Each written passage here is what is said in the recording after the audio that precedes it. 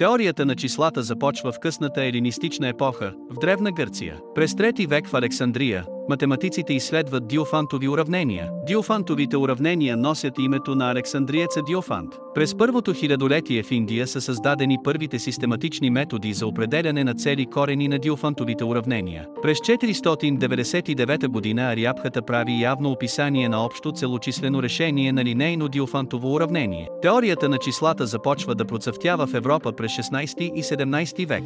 Франсуа Виет и Беаше де Мезирияк допринасят за развитието на теорията. Особено Фермат, чийто метод на безкрайното спускане е първата обща идея за решаване на Диофантови уравнения. Основни приноси през 18 век правят Ойлер и Лагранж. Около началото на 19 век Люжандър и Гаус излагат първите систематични теории. Може да се каже, че книгата на Гаус, Аритметични изследвания, поставя началото на модерната теория на числата. Гаус е първият, който формулира теорията на сравненията.